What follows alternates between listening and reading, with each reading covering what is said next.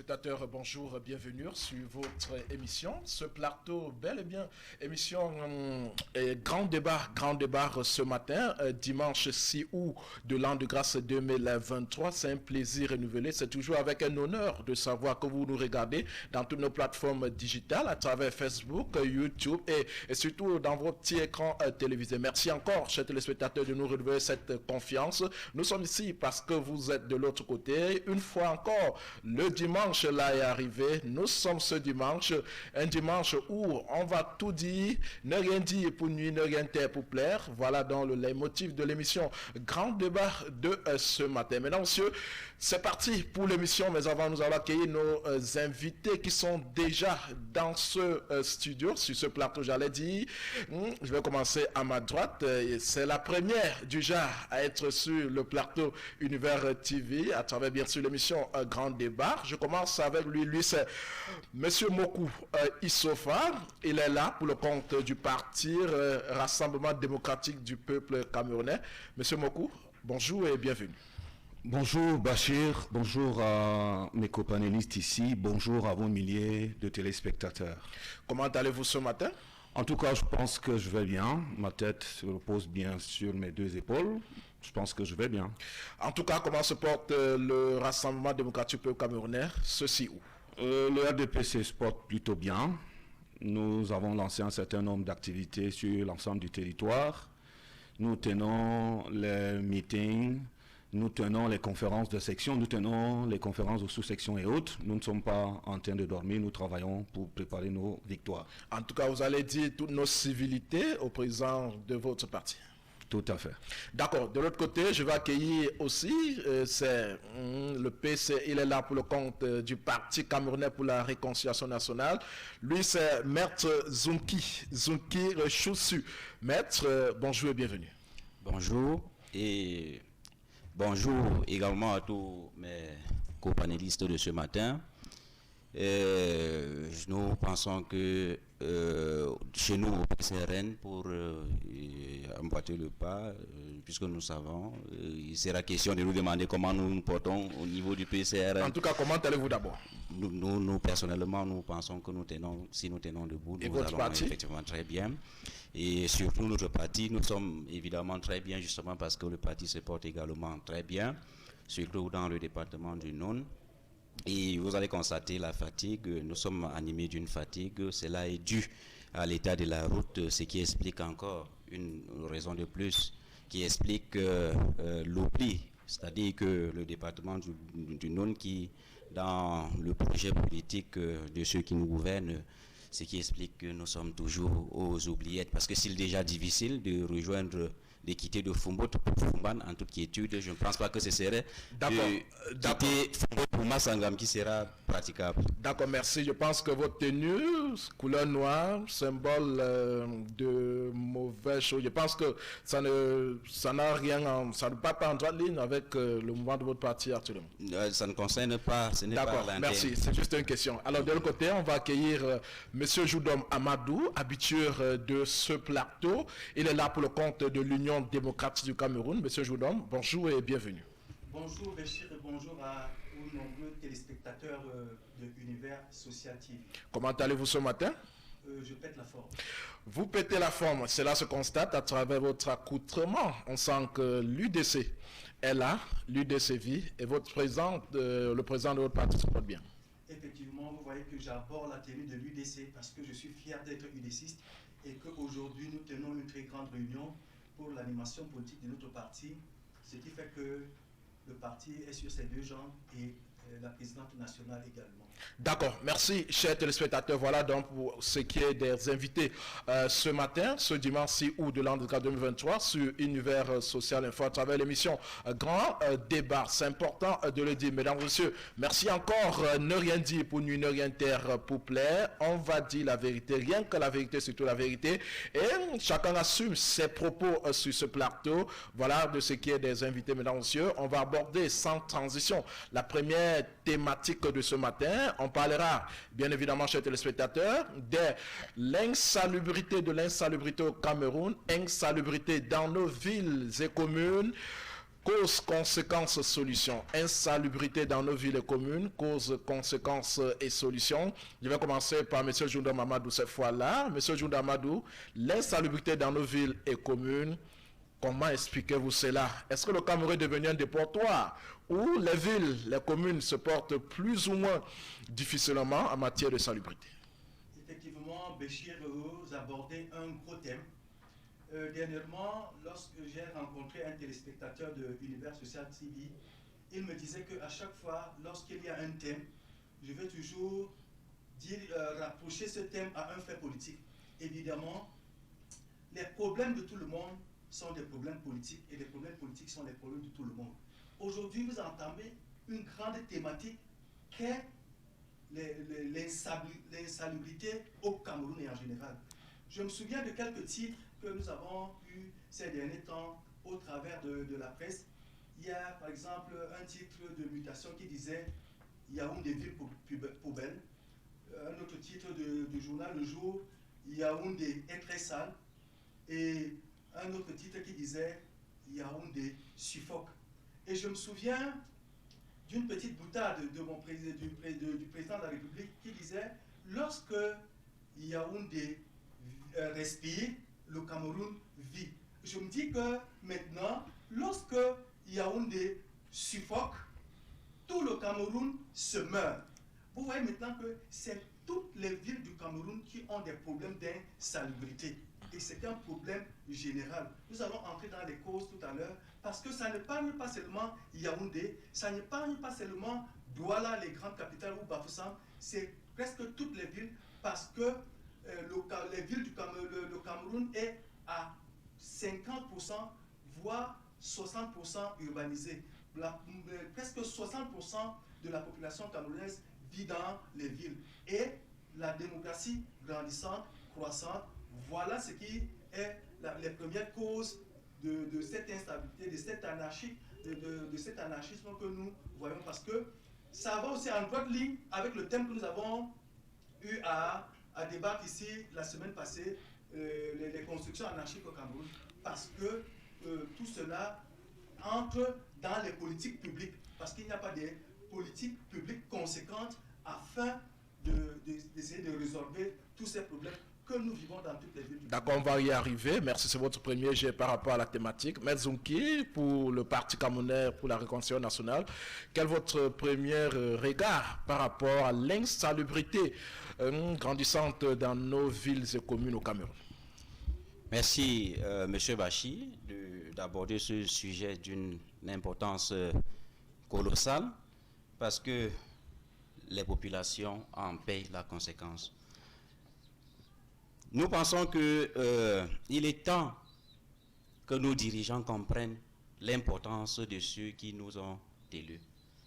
Parce que lorsque nous allons aborder les conséquences, je dirais même d'abord les causes de cette insalubrité, il est bien vrai, nous avons des causes un peu lointaines qui semblent être indépendamment de notre volonté, mais qui entre toujours dans le cadre de la compétence des autorités qui nous gouvernent.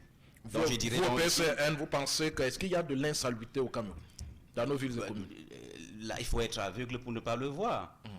Déjà, j'ai pensé que c'était uniquement l'affaire de Foumbot, parce que là, c'est extrêmement grave aujourd'hui, et il faudrait faire un tour pour procéder aux investigations. Vous êtes journaliste.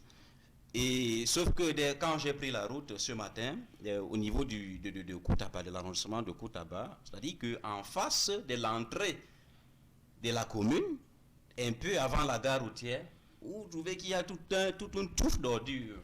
On ne comprend pas. C'est vrai que nous avons une cause qui peut être repoussée un peu plus loin, qui concerne le Cameroun de façon globale. C'est un peu le phénomène de l'urbanisme et de l'urbanisation, je dirais. Vous voyez, nous avons un service au Cameroun, une entreprise qui se charge du ramassage des ordures et tout autre, qui reste sur le plan même du personnel, qui ne bouge pas, qui reste stagnant. Pourtant, nous constatons l'extension des villes qui ne prennent pas toujours en considération jusqu'ici. Nous avons l'explosion démographique, c'est-à-dire que le pouvoir en charge de la régularisation de ce secteur devrait y penser par anticipation. C'est pour cela que nous disons que c'est l'une des conséquences de la gouvernance par embuscade. En tout cas, on va y arriver. De l'autre côté, M. Mokou Issa, vous êtes là pour le Rassemblement démocratique camerounais. Issofa. Monsieur Mokou Issofa, merci. Je suis très jaloux. Monsieur Mokou Issofa, merci beaucoup, merci. Vous êtes là pour le Rassemblement démocratique au Camerounais. Votre premier regard par rapport à l'insalubrité au Cameroun, ça vous dit quelque chose? Bon, je me suis amusé ce matin à ouvrir mon dictionnaire Larousse pour regarder quand même, avoir les contours d'un certain nombre de termes que vous avez utilisés dans la formulation de vos thèmes. Et entre autres, j'ai pu regarder ce qu'on entend, c'est que le dictionnaire dit de l'insalubrité. Et c'est justement à ce niveau que je me suis rendu compte que l'insalubrité est bien l'état de ce qui est insalubre. Et ce qui est insalubre est ce qui est malsain. Alors maintenant, me demander après donc cette petite définition, je voudrais bien que le téléspectateur qui nous regarde du côté de Malantoine soit capable de savoir de quoi nous parlons pour que nous ne soyons pas tous aériens. Alors donc, je me suis donc à regarder et puis je me suis rendu compte que non.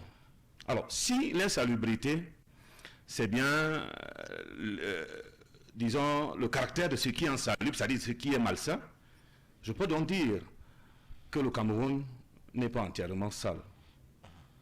Parce que j'ai eu la malchance ou la chance d'avoir parcouru un certain nombre de communes du Cameroun dans le cadre de mon travail. Et je me suis rendu compte qu'il est très difficile de pouvoir généraliser dans un pays comme le Cameroun. Parce que il y a suffisamment de particularités dans cette république. Je ne voudrais pas vous parler de ces compétitions qui très souvent sont engagées entre les communes de ce pays, où un très grand nombre de communes s'en sortent généralement avec la palme d'or, la salubrité, c'est-à-dire le contraire de l'insalubrité.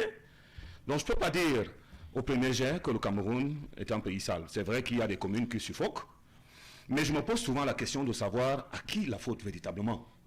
Si les populations ont pour souci, parce que la moindre des choses, quand vous donnez du suffrage aux gens, la moindre des choses que vous pouvez attendre, c'est la sécurité, c'est la santé, c'est l'éducation. Alors, tant qu'on ne peut pas vous donner au moins ce minimum, c'est qu'il y a quelque chose qui ne va pas.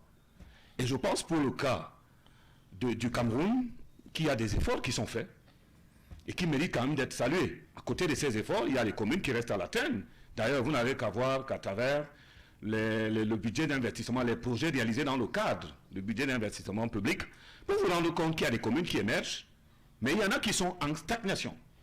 Donc sur ce point-là, je pense que le Cameroun n'est pas entièrement sale, même s'il y a quand même des communes qui de temps en temps suffoquent. Alors parlant de ces communes qui suffoquent, selon vous, quelles peuvent être les causes de cette insalubrité dans certaines de nos communes au Cameroun? Justement, tout à l'heure, on a parlé de l'explosion démographique, je peux comprendre.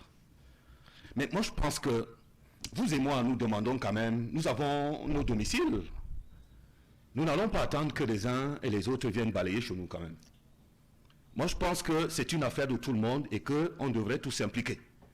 Mais en s'impliquant tous, qu'on reconnaisse tout de même que nous avons des gens à qui nous avons donné un certain nombre de pouvoirs pour nous aider à gérer, avec les moyens de l'État, ces aspects de la vie quotidienne.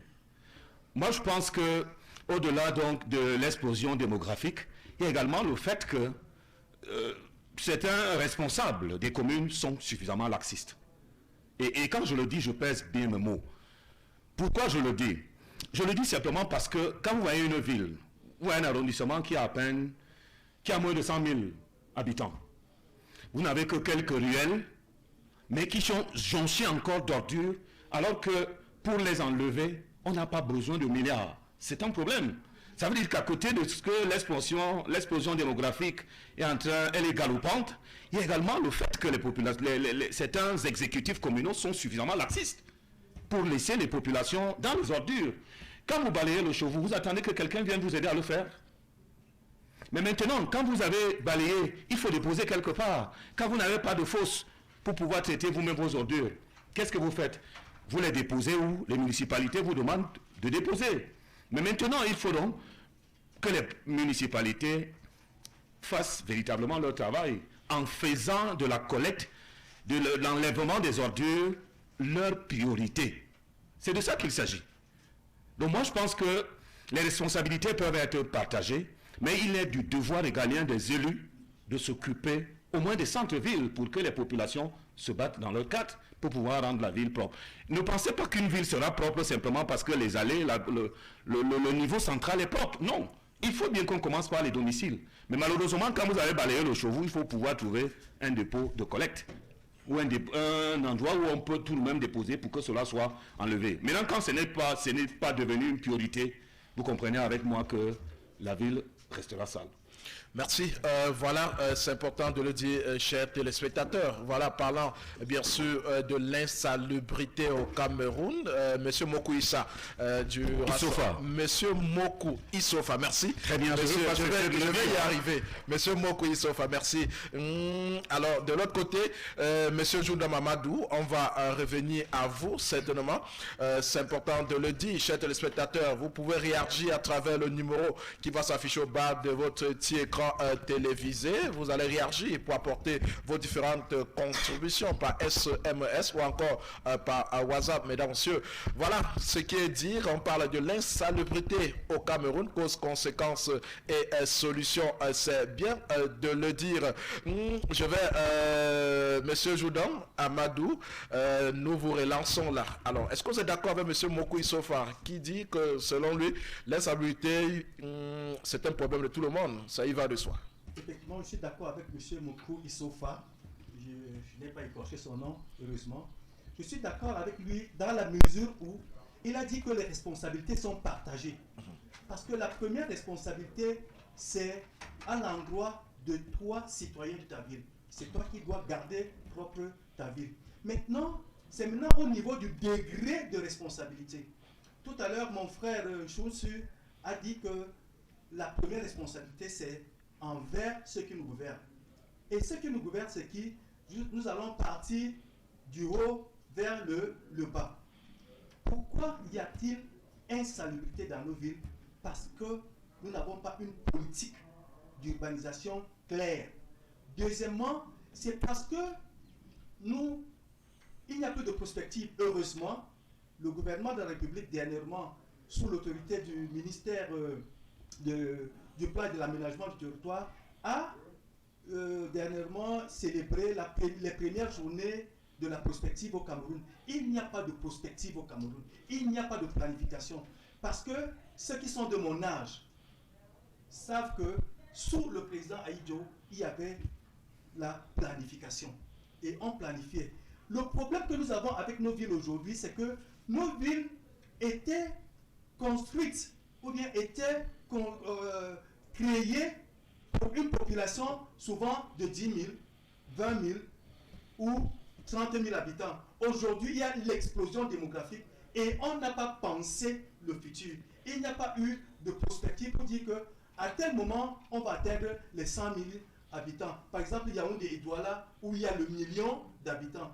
Le problème de gestion d'ordures se posera. Pourquoi nous indexons les gouvernants? Nous indexons les gouvernants parce que dans la ville de Yaoundé, par exemple, il y a 2 sociétés qui collectent les ordures, mais n'en peuvent pas. Ils n'en peuvent pas parce qu'il y a aussi l'incivisme permanent des populations. Vous voyez, on a aménagé un dépotoir pour y verser des ordures. Quelqu'un, au lieu de mettre dans le bac prévu pour cela, jette l'ordure dehors. Et voilà ce qui cause problème. Et il y a aussi le fait que dès 1997, on avait créé le ministère de la Ville. Et nous n'avons pas vu jusqu'à aujourd'hui ce que le ministère de la Ville a pu faire pour contenir cela. Parce qu'on n'a pas pensé nos villes. Parce qu'on n'a pas eu de prospective.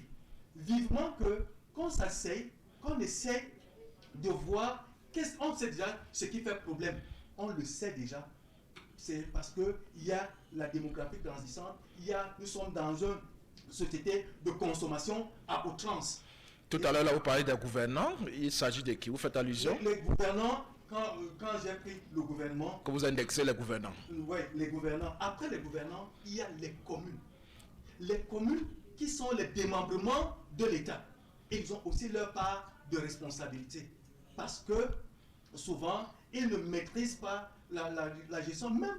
Et cette gestion des ordures, ce n'est même pas un problème du Cameroun. Hein. Dans les grandes villes, dans les villes les plus développées, ils sont encore, jusqu'à nos jours, en train de chercher des stratégies à maîtriser la gestion des ordures. D'accord. Et au Cameroun, certes, je suis d'accord avec M. Mokouissofa qui disait qu'il ne faut pas généraliser parce que dernièrement, la ville de Baganté a eu la palme d'or de la ville la plus propre du Cameroun. Il y a des villes comme Bouéa, il y a des villes comme Bamenda, quand le Nozo n'était pas encore là. D'accord, tout à l'heure on va aussi pourquoi pas indexer certaines de ces villes qui sûrement aussi n'arrivent pas toujours à s'arrhythmer avec la notion de salubrité. Alors Maître Zonki du PCRN, que pensez-vous, parlant bien sûr des causes de l'insalubrité dans nos villes et communes? Avant d'aborder ce volet, je voudrais faire une observation et faire en sorte que nos milliers de téléspectateurs comprennent que je ne suis pas totalement d'accord avec les déclarations qui ont été faites par-ci et par-là, surtout relativement à la politique même de l'urbanisation, où on nous fait croire que le Cameroun manque une politique d'urbanisation et tout ce qui va avec. Et je voudrais rappeler ici que vous parlez de nous avons toute une loi, la loi de 2004. Nous avons la loi de 2004 qui réglemente ces secteurs d'activité. Sinon, comment expliquer que la ville de Bangaté soit propre pendant que celle de Fumban ou bien de Fumbot soit ce qu'elle est aujourd'hui? C'est inexplicable. Et celle de Yaoundé, c'est un coin de Yaoundé, pas dans tout Yaoundé, parce que nous avons aussi la chance d'y être régulièrement. Donc, je voudrais donc lever cet équivoque-là, parce que justement, nous ne sommes pas d'accord. Relativement donc maintenant, là, ça va me permettre de chuter sur les causes directes même de ce phénomène qui ne fait que perdurer. Vous savez, il y a, là, c'est avec sincérité que je voudrais vous le dire, nous avons une mauvaise gestion des ressources humaines dans nos communes. Parce que le personnel en charge des collectes d'ordures est considéré comme des sous-hommes. Là, il faut le rappeler parce que je l'ai dit, c'est à la suite d'une enquête menée minutieusement que nous avons abouti à cette conclusion. Et il y a également, parlant de cette mauvaise gestion des ressources humaines, il y a aussi l'affectation dans une commune, les affectations qui se font par affinité, par népotisme. Vous voyez? C'est-à-dire que par des affectations népotistes, prises sous le prisme d'appartenance politique. Pourtant, nous sommes dans un conseil municipal justement parce que nous représentons le peuple. Il faut donc juger de tous ces poids pour faire en sorte que ce peuple soit tout au moins à l'abri de l'insalubrité. Puisque ce secteur d'activité dans nos communes est considéré comme un secteur qui doit être manigancé ou bien même qui doit être occupé par des personnels que nous considérons comme étant des sous-hommes, c'est-à-dire que lorsque vous appartenez à une formation politique qui n'est pas celle qui détient l'exécutif communal, c'est là où on va vous affecter une sorte de sanction. Et lorsque vous y êtes, vous êtes aux oubliettes. C'est-à-dire que, vous savez, pour protéger des vies, il faut d'abord être à l'abri même des maladies et de tous les fléaux qui pourront aller avec. Vous ne pouvez pas, votre secteur d'activité, c'est la collecte des ordures, vous manquez de matériel. C'est inexplicable ça. C'est à la rigueur, c'est à la limite inhumaine. Vous n'avez pas de gants, vous n'avez pas de cache-nez, ça coûte combien? Vous n'avez pas de bottes. Même après cela, vous manquez même de l'eau de javel pour vous nettoyer. Vous parlez déjà des conséquences, nous parlons des causes. Qu'est-ce qui peut motiver autant d'insalubrité? C'est justement là, la cause. Voilà. Puisqu'à partir du moment où vous n'êtes pas en sécurité vous-même, vous n'êtes donc pas en position de mettre d'autres personnes en sécurité. Vous ne pouvez pas vaquer paisiblement à vos occupations parce que justement, en y allant, vous êtes exposé à des maladies la famille également exposée à des maladies, vous préférez faire des tours dans la ville et revenir signer la liste de présence. C'est de ça qu'il s'agit. D'accord. Merci. Alors, M. Mokoui Sofa, parlons des conséquences. Les causes sont nombreuses, vous l'avez dit. Quelles peuvent être les conséquences de cette insalubrité dans nos villes? Vous voyez les ordures partout, ainsi de suite, même dans les milieux où, certainement, il ne faudrait pas que ces ordures s'y trouvent.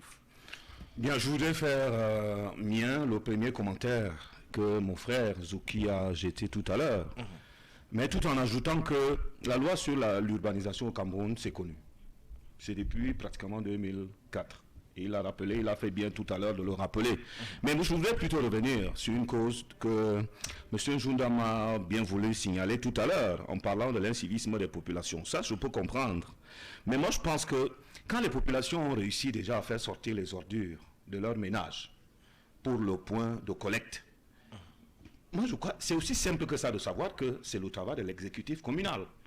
Il faut qu'on fasse de l'enlèvement des ordures une priorité. Moi, je crois que c'est le minimum que les populations qui accordent du suffrage à ces gens, à ces exécutifs communaux demandent. C'est le minimum. Pouvoir enlever les ordures pour qu'on vive tout de même dans une société qui est quand même salubre. C'est de ça qu'il s'agit. Mais maintenant, il y a également un fait que les populations ne comprennent pas. Il s'agit en réalité de ce que nous appelons le plan de développement communal. Ce n'est pas un fait du hasard. C'est un outil extrêmement important pour le pilotage. Mais je suis désolé de le dire ici, nous nous retrouvons dans une société où la sensibilisation, apparemment, elle n'est pas suffisante. On est conseiller municipal dans une ville, mais on ne sait pas pourquoi on y est. Peut-être simplement pour renouveler le bail des exécutifs communaux, simplement, sans savoir qu'on a un travail préalable à la base. Il faut pouvoir réunir les populations dans notre cadre, dans notre quartier, pour pouvoir recenser les problèmes. La décentralisation est venue résoudre ce genre de problème. Parce que les populations se sont dit à un moment donné, nous avons besoin de l'eau quelque part, on vient nous donner en plus l'électricité alors que nous avons déjà du solaire. Alors, l'État du Cameroun dit, bon, d'accord, il ne faut non plus que ce soit ça. Il faut que ça commence maintenant de la base vers le sommet. Alors, on ne maîtrise pas, on dit qu'il y a un plan de développement communal qu'on n'exécute pas. Les populations ne sont pas véritablement impliquées. Parce que quand vous n'êtes pas impliqué dans quelque chose, vous n'avez pas participé à l'élaboration d'un document, vous ne pouvez pas non seulement savoir quels sont les éléments qui se trouvent, et vous ne savez pas quelle est votre contribution dans la mise en œuvre de cette politique que les exécutifs communaux se donnent. Et aussi simple que cela paraît, je crois que quand vous partez par exemple de la rue des Manguiers là, pour Univers TV, bon, vraiment moi je crois qu'il y a des points de dépôt improvisés ou officiels, je ne sais pas, mais je crois qu'on n'a pas besoin d'1 milliard pour enlever ces ordures. Hier samedi, c'était un jour de marché à Foumbane. Qu'on le veuille ou pas, on devrait travailler de nuit pour pouvoir collecter ces ordures. Est-ce que pour le faire, on a besoin d'un certain nombre de lois ou de ceci pour le faire? Non, je ne pense pas. Moi, je crois que ce qui manque aux exécutifs communaux, c'est surtout la volonté de mieux faire. Et de se rendre compte que même avec sa petite voiture, il vous arrive à un moment donné de porter vous-même les ordures de chez vous pour aller déposer quelque part. Dans votre petite voiture ou dans votre porte-tout. On peut le faire. Moi, je crois qu'il revient aux exécutifs communaux de faire du traitement des ordures et de l'enlèvement surtout une priorité. Alors, quand cela n'est pas fait, quelles peuvent être les conséquences? Mais c'est tout à fait clair. Moi, dans ma vie, je n'ai appris que ça, les maladies et autres. Je voudrais vous dire que quand vous avez laissé les ordures, quel que soit ce que vous avez déposé quelque part, dès qu'il y a des interactions qui se produisent, l'air va passer, les micro-organismes qui sont là vont se développer et ce sera c'est-à-dire une multiplication incroyable des germes qui vont produire certainement des maladies par la suite. Et plus grave encore, c'est quand vous vous retrouvez avec des dépôts d'ordures sur du goudron. Les interactions certainement vont amener le goudron à se décaper. Ça, tout le monde peut vérifier ça. Moi, je pense que il faut bien qu'on fasse de ces ordures, parce qu'ailleurs, c'est plutôt l'or, hein? Ces ordures que nous négligeons ici, et qu'il nous faut créer plutôt des problèmes. Ailleurs, c'est plutôt de l'or.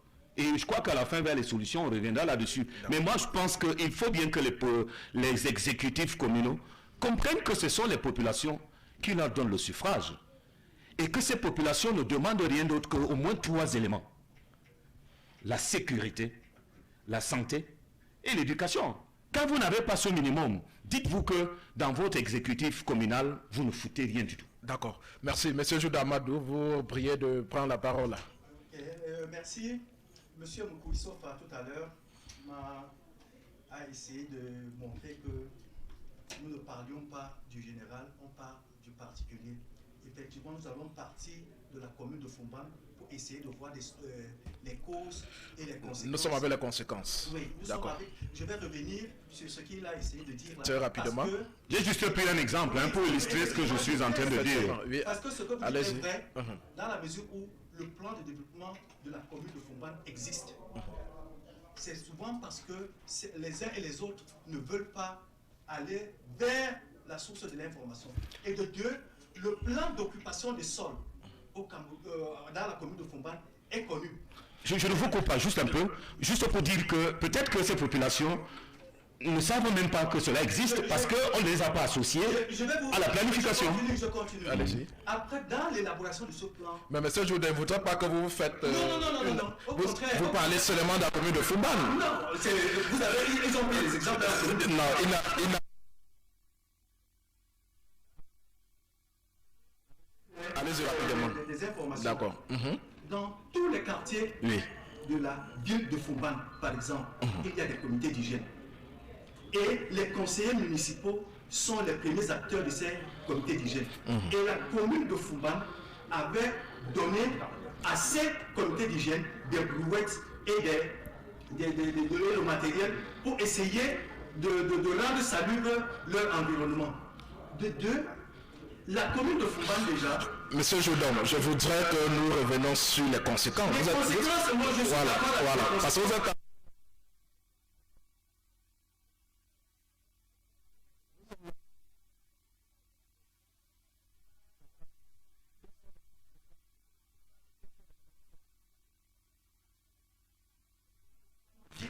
Monsieur Joundam, parlons des communes et villes du Cameroun. Quelles peuvent être les conséquences de l'insalubrité dans nos villes et communes, de façon générale? De façon générale, quand les ordures sont là, ne sont pas collectées. On part du particulier au général. Oui. À partir de la commune de Foumban, qui a un plan de développement communal, qui a un plan d'occupation du sol, qui est vérifiable et a été entériné par la tutelle. Et le plan de développement communal a été entériné par le PNDP, qui suit les communes. Et les comités d'hygiène existent bel et bien. Je suis d'accord avec M. Moukou qui dit que les populations, quand il donnait la définition de l'insalubrité, parce que c'est le fait de rendre son environnement propre. Lorsque je pense que vous n'êtes pas... Revenez à la question. Revenez à la question, s'il vous plaît. Revenons à la question. Parlons des conséquences quand les collègues d'ordures ne sont pas faites à temps. Monsieur Joundam. Monsieur Joundam, c'est moi qui pose les questions. C'est moi qui pose les questions. Je vais arriver aux conséquences. Oui, allez-y très rapidement. Alors, je vais très rapidement. Lorsque dans ton quartier, tu ne nettoies pas ton environnement, la conséquence immédiate, c'est que immédiatement, tu auras les maladies, par exemple le paludisme avec les moustiques. C'est voilà la première conséquence. Et la deuxième conséquence, nos eaux seront polluées et je suis d'accord avec M. Moukou qui dit que lorsque vous faites un tour dans nos hôpitaux, vous allez voir que 85% des maladies sont des maladies hydriques. Et ces maladies hydriques viennent de la pollution des eaux, qui est une cause des insalubrités. Et dans les solutions tout à l'heure, vous allez voir ce que la commune de Foumban, en particulier, est en train de mettre sur pied. D'accord, merci, c'est vous qui le dites.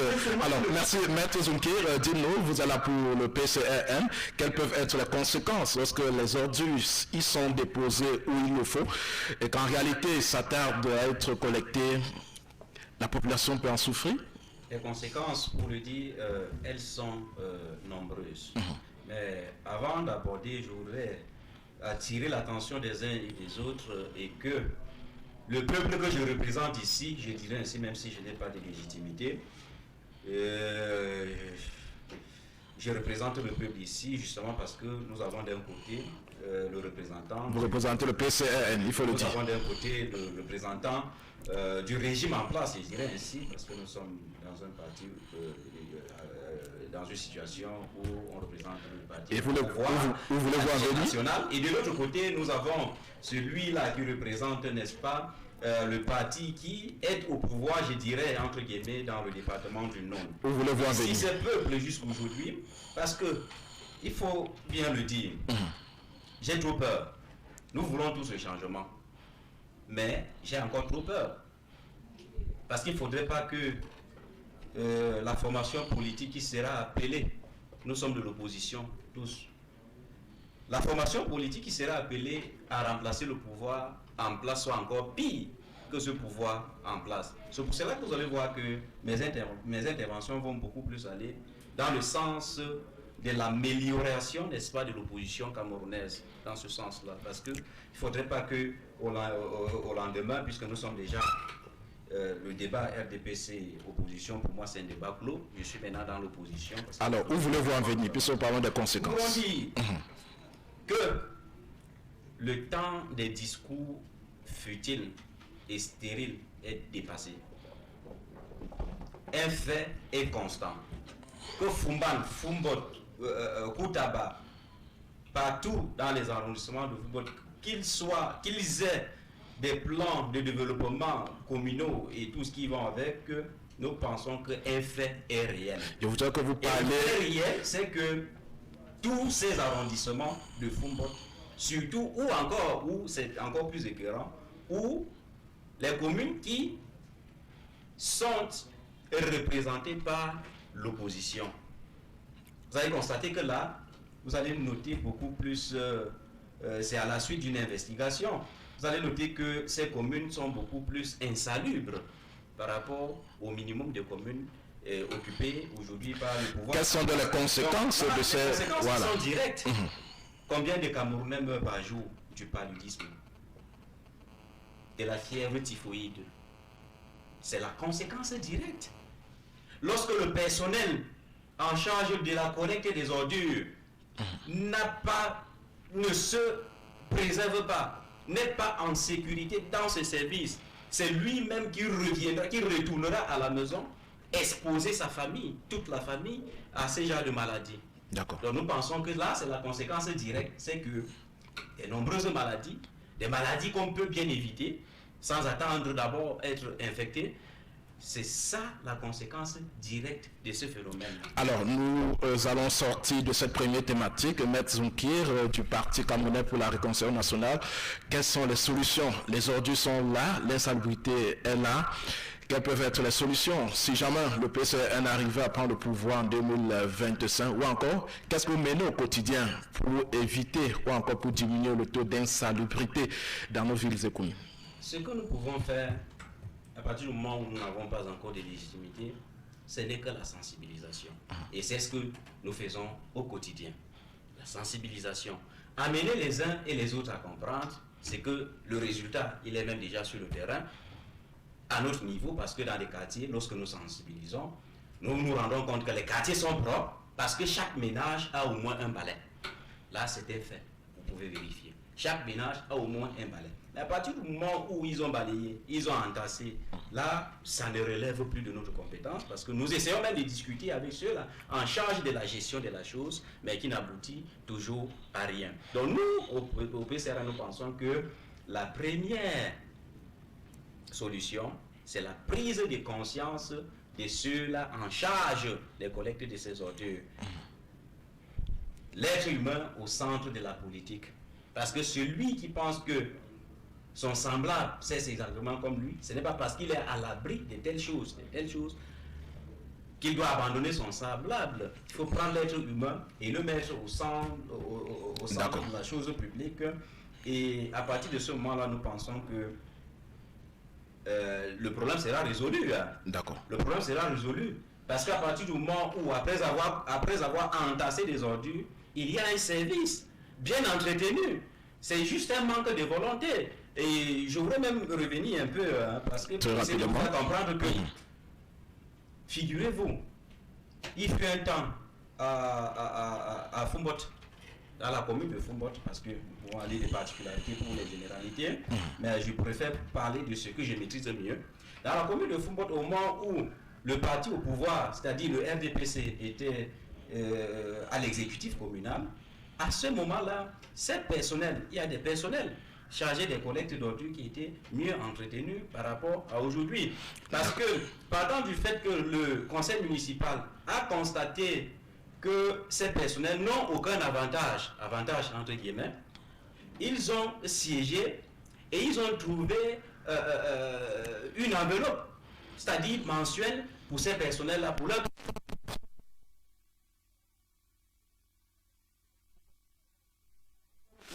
D'accord, merci, merci. Quelques secondes simplement, quelques secondes. Parce que entre deux mauvaises choses l'une. D'accord. Nous sommes pas en train de dire que d'accord.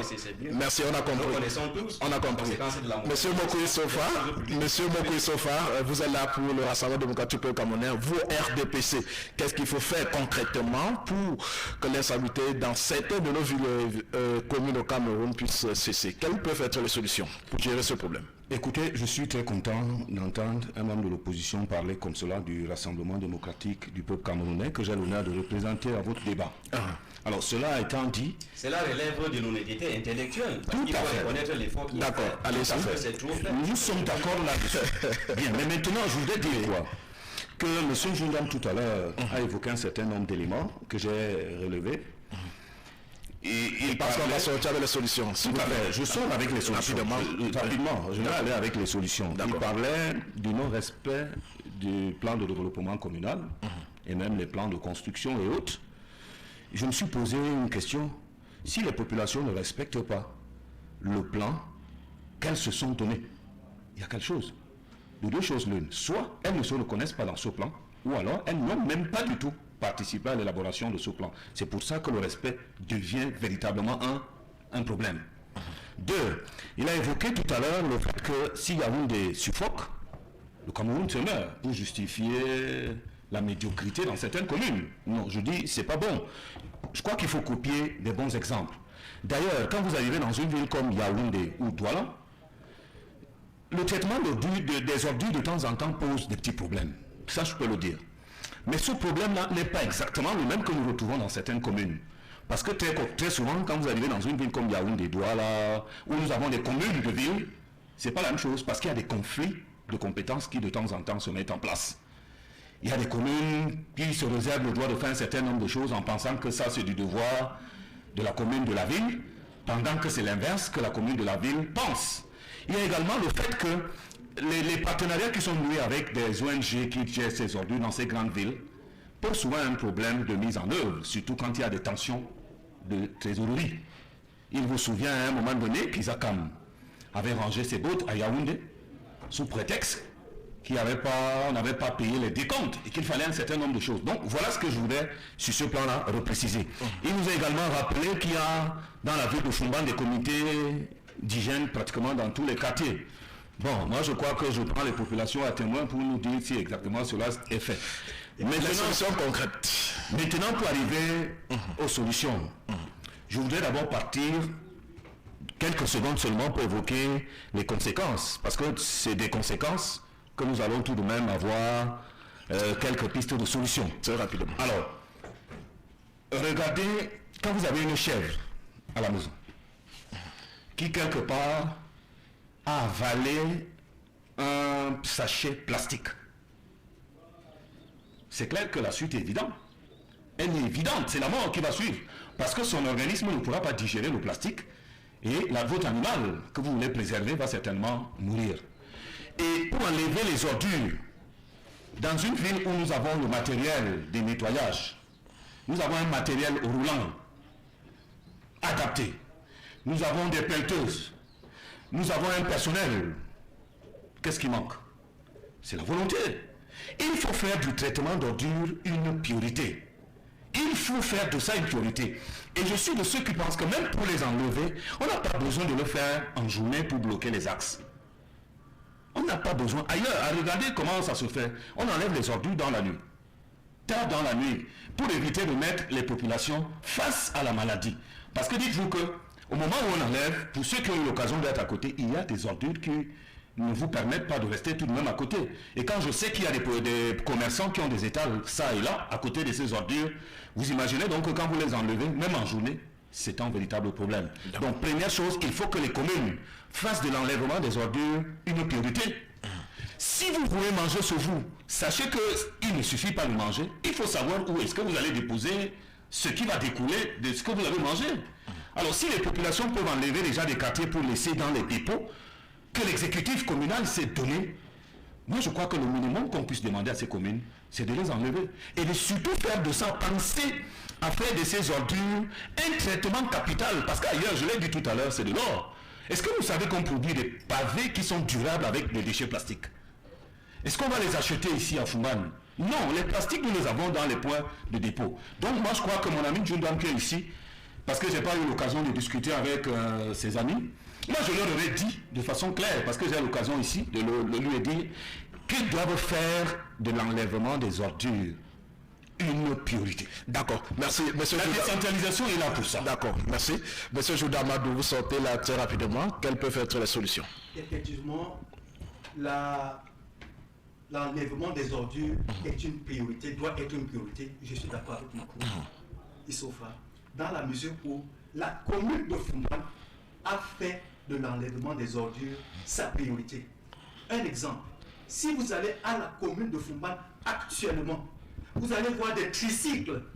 Et ces tricycles sont là pour enlever et les ordures biodégradables et les ordures non biodégradables, pour aller dans le sens de M. Moukouissofa, parce que si vous allez du niveau de Moukwana ici, vous allez voir un endroit où on a essayé d'aménager pour en faire du compost. Et on a un partenariat avec une commune de France, Jouy en Josias, et vous allez à la commune de Fumban, vous allez voir une européenne qui est là, avec qui nous avons le transfert de technologie. Elle nous apporte ce qu'elles font dans leur commune de Jouy en Josias, et on essaie de voir l'implémentation ici sur le terrain. Voilà, monsieur Joudom, alors, qu'est-ce que l'UDC compte faire partant de Fumban pour tout le Cameroun en général? Effectivement, nous allons prendre l'expérience. Effectivement, je suis d'accord avec monsieur Moukou, parce que nous avons commencé avec les tracteurs. On a eu des tracteurs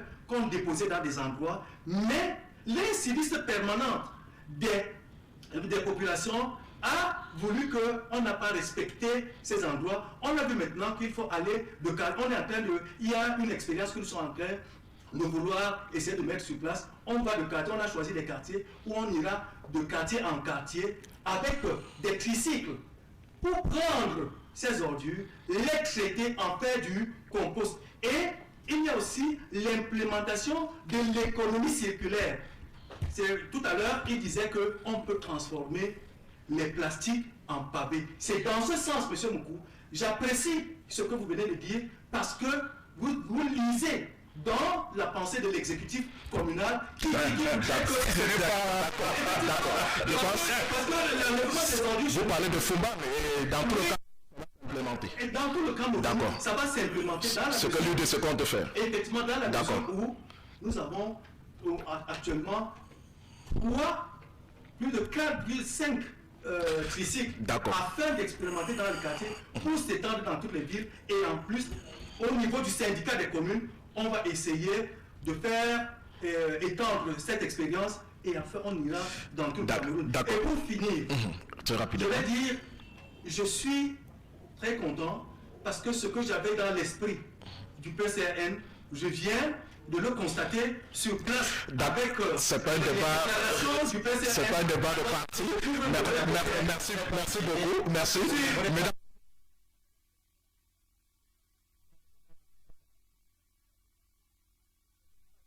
vous n'avez pas qualité à juger de la pertinence, n'est-ce pas, de mes propos. La politique aujourd'hui, elle est modernisée. La politique aujourd'hui, ce n'est pas la guerre. Merci. RDPC.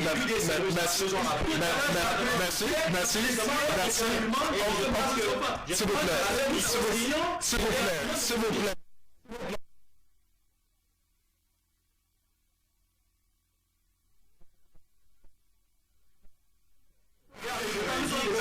le peuple.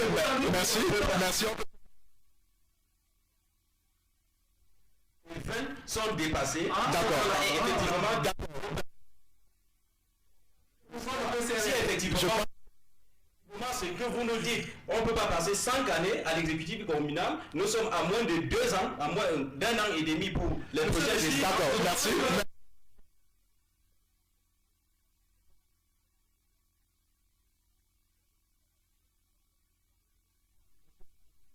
Merci.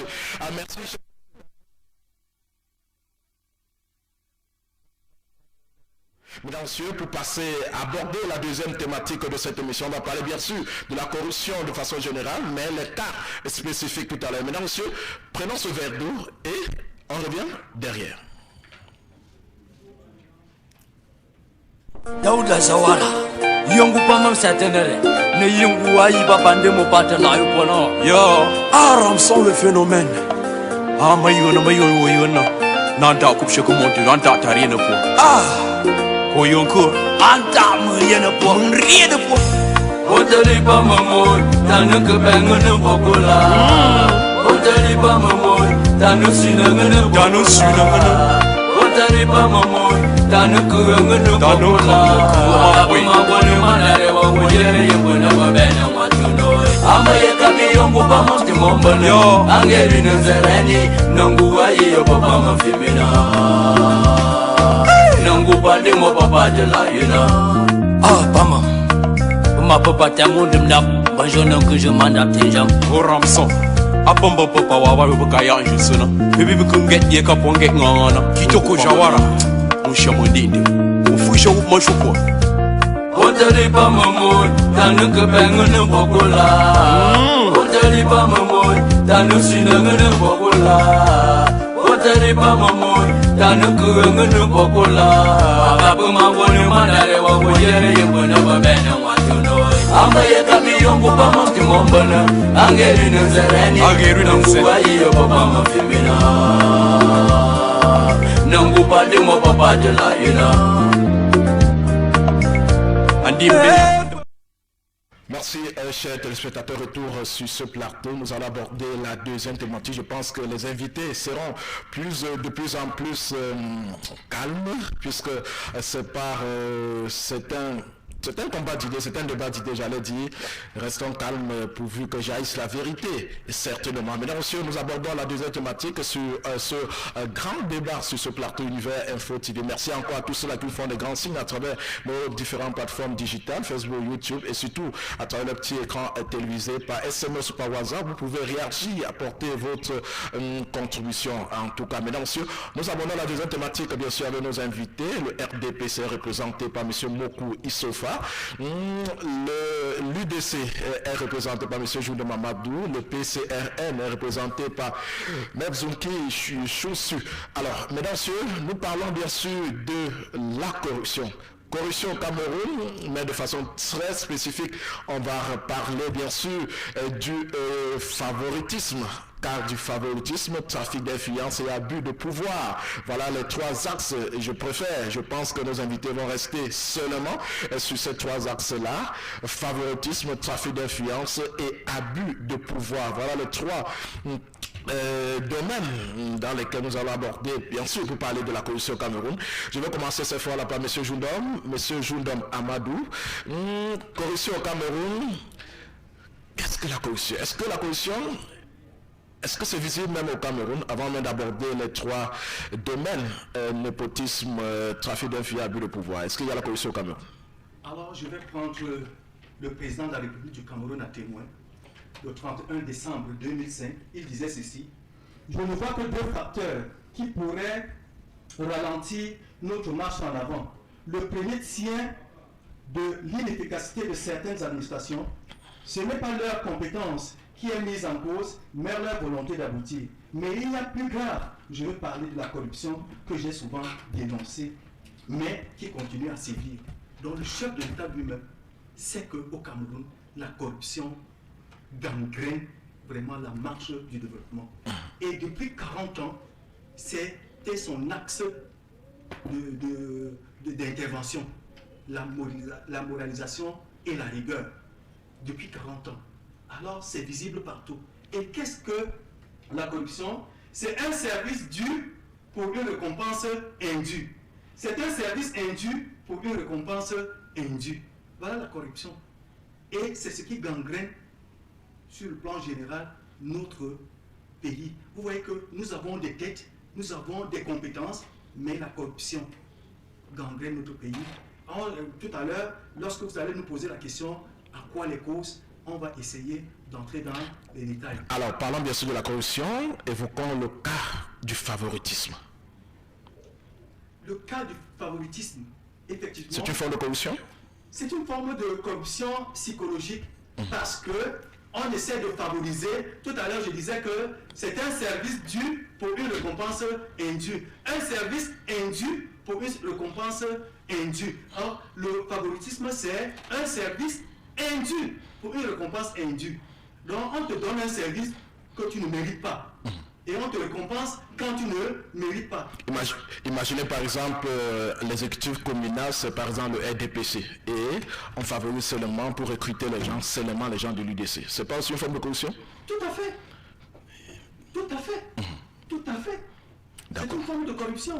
Si vous prenez ça dans ce cas. D'accord. Merci. Maître Nkir, parlant de la corruption au Cameroun, un regard avant d'aborder bien sûr le favoritisme. Je pense que avant même d'appréhender cette notion de corruption, je pense qu'il faut relever une chose, un fait qui est constant.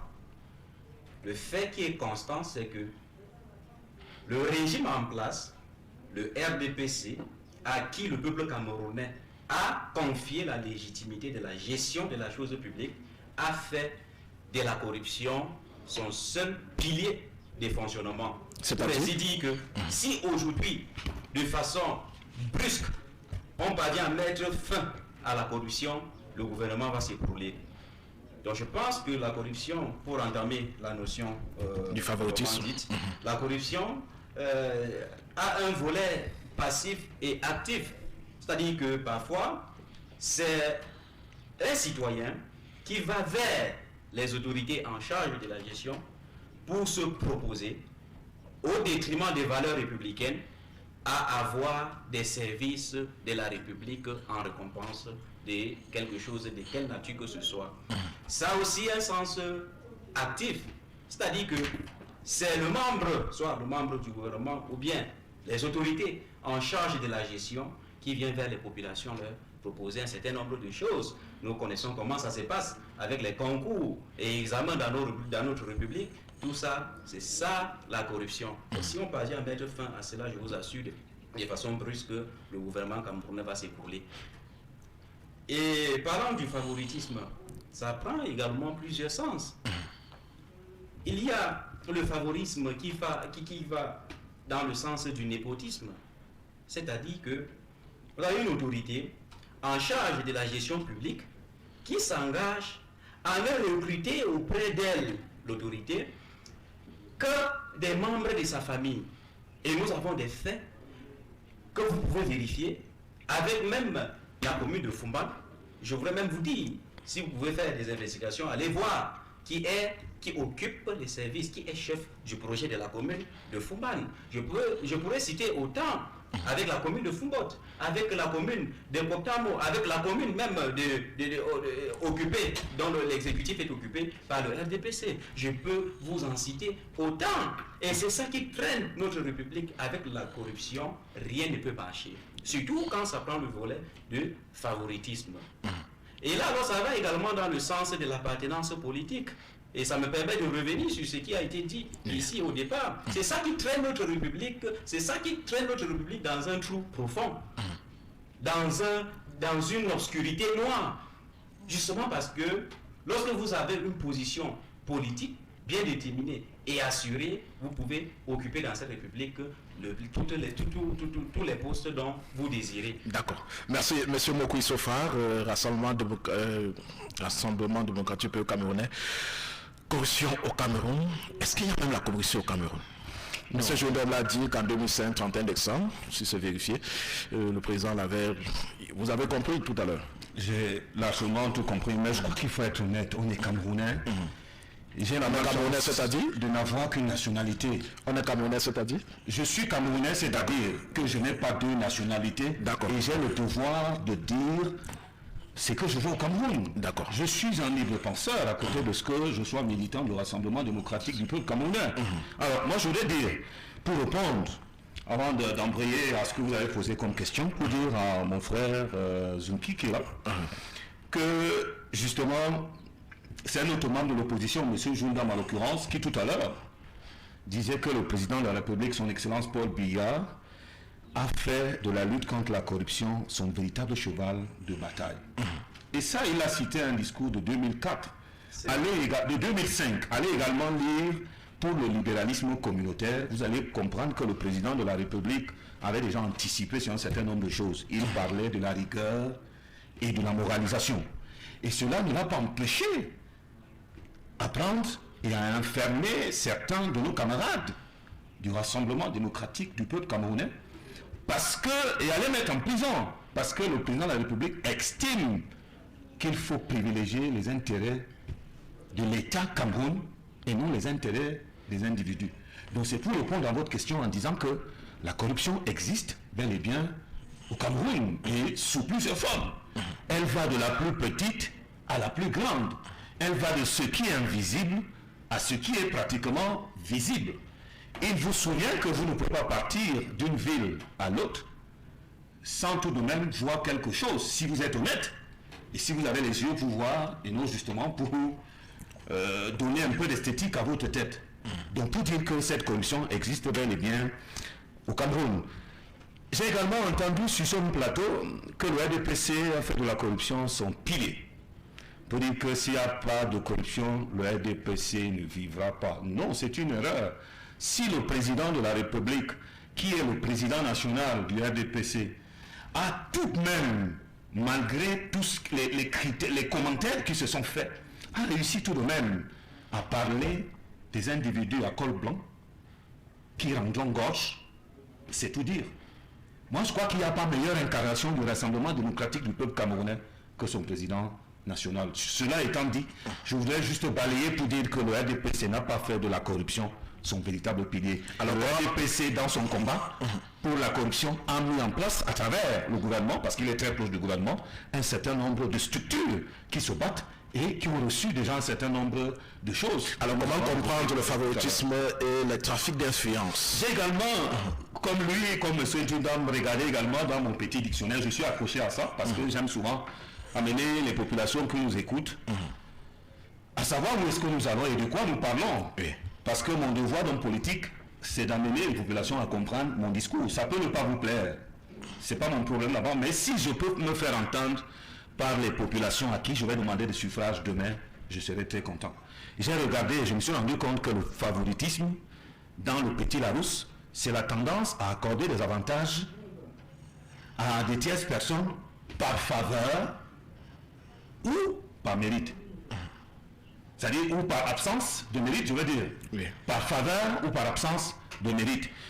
Et quand j'ai compris cela, il y a ce que nous appelons chez nous, je vais appeler ça un favoritisme qui est en réalité, et c'est même du favoritisme, non, parce qu'il y a des lois qui ont prévu cela. La notion de l'équilibre régional. Parce que le Cameroun est assis là-dessus. Il faut que tout le monde se sente impliqué dans la gestion du pouvoir. Qu'on se sente camerounais, parce que dites-vous que quand vous regardez tout un gouvernement où vous n'avez pas un de vos frères, vous n'avez pas un ami à votre famille, vous n'avez pas un ami à votre peuple, vous avez l'impression que vous êtes isolé et que vous ne comptez pas dans ce pays. Apparemment, vous n'avez pas la nationalité. Ça, c'est pour dire qu'il y a de temps en temps des pratiques comme ça, que les uns et les autres peuvent penser à une situation de favoritisme, alors qu'en réalité, c'est des choses qui sont prévues et qui méritent d'être dites. Et qui sont normales. Et qui sont normales. Je vous dis qu'il y a au Cameroun des minorités.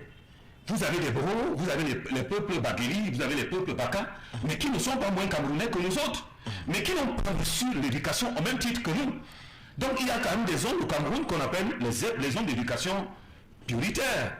Alors comment faire pour que ces gens-là se sentent associés à la gestion de la chose publique au Cameroun? Il faut trouver les moyens, et cela est prévu, encadré par des textes au Cameroun. Si c'est du favoritisme, ça, mais je vais vous dire que c'est du favoritisme plutôt normal pour ma part. D'accord. Monsieur Jodamadou, parlons du trafic d'influence. C'est aussi une forme de corruption ou, prenez un exemple, vous êtes chef quelque part et vous privilégiez d'autres, vous mettez votre pouvoir en jeu. Je vous rappelle, je vais prendre une anecdote. Dans un établissement au Cameroun, il s'est passé quelque chose. Le professeur, avec ses collaborateurs directs, sanctionne un élève et il fallait l'exclure au conseil de discipline. L'élève dit, je ne peux même pas être exclu parce qu'il était fils d'eux. Et en tant que fils de son papa a seulement un seul coup de fil au délégué départemental et on a réadmis son enfant. Alors, trafic d'influence. Trafic d'influence, vous voyez que vous-même, à partir de cette anecdote, vous voyez que c'est criard et c'est malsain. Mais il faut... Ce qui est fait problème au Cameroun, c'est quoi? Avec le problème de la corruption, c'est que M. Mokoïsof l'a dit, nous avons un dispositif institutionnel et législatif très présent. Il y a une pléthore de dispositifs institutionnels. Il y a le code pénal, on a les inspections ministérielles, on a l'ANIF, l'Agence nationale d'investigation financière, il y a la CONAC, la Commission nationale de lutte contre la corruption, nous avons le programme national de gouvernance, mais la corruption et le favoritisme perdurent. Il a donné une belle définition du favoritisme. Cela veut dire que vous rendez service à quelqu'un qui ne mérite pas. Mais si vous rendez service à quelqu'un qui mérite, même si c'est un fils et qu'il mérite, il n'y a pas de problème. Il a pris l'exemple de l'équilibre régional parce que nous avons une multitude d'ethnies et il faut cet équilibre.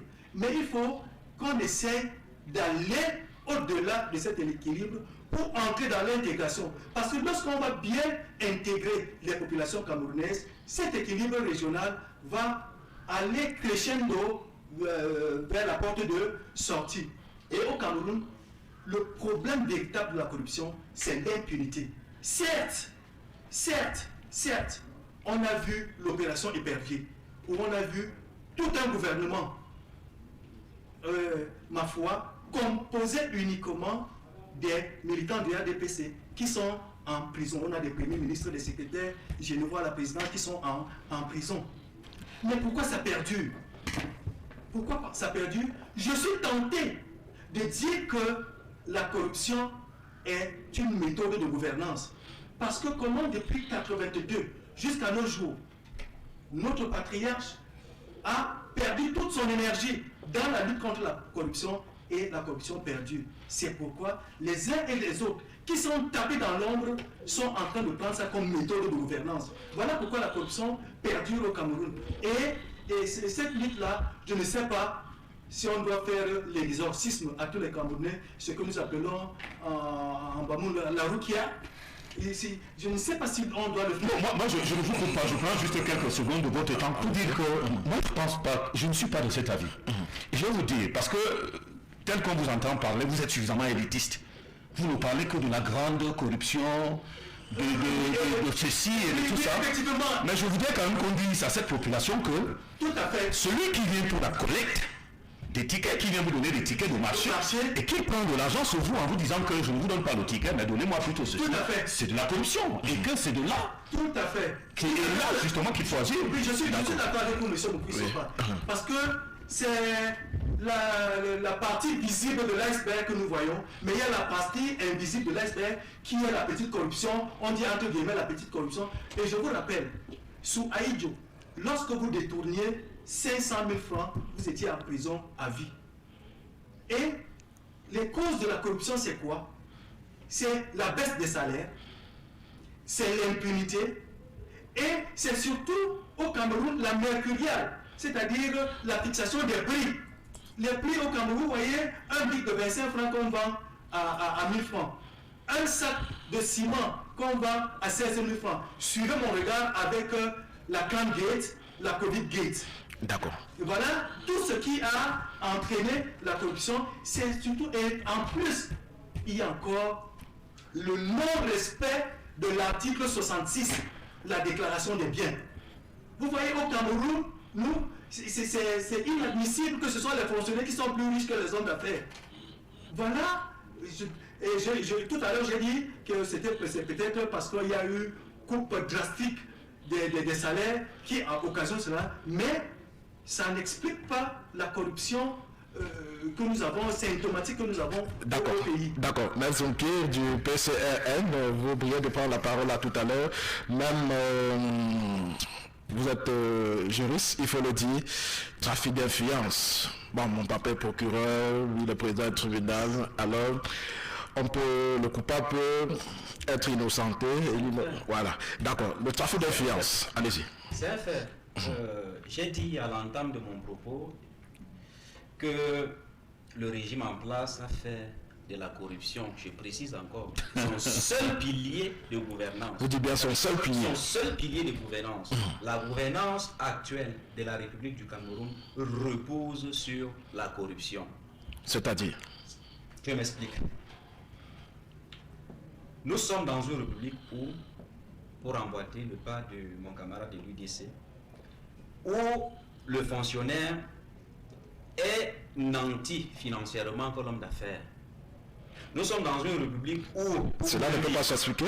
Nous sommes dans une république où tout le monde, toutes les populations aspirent à un service public que de se mettre dans l'entrepreneuriat et dans le secteur privé. Ça s'explique. Lorsque vous regardez même d'abord le salaire de ces personnels de l'État, c'est des salaires qui n'encouragent pas, ou bien du moins qui n'encourageraient pas un citoyen à vouloir y intégrer. Ça s'explique. Nous sommes dans une république où, sans la corruption, vous verrez que le personnel de l'État, le lendemain, n'ira même pas au travail. Ça s'explique par le salaire qui va de plus en plus dégradant, parce qu'il est inadmissible qu'au Cameroun, terre des intellectuels, comment expliquer que je prends un pays de même niveau de vie que le Cameroun, comment expliquer que un enseignant au Cameroun et en établissement un rapport entre un enseignant camerounais au Cameroun et un Sénégalais, vous allez vous rendre compte que un enseignant au Sénégal gagne, voire même le triple de ce que gagne un enseignant camerounais. Comment expliquer que un enseignant, un responsable de la catégorie A de la fonction publique ne soit pas en mesure de percevoir en termes de salaire le minimum pour se prendre lui-même en charge combien de fois les membres de sa famille?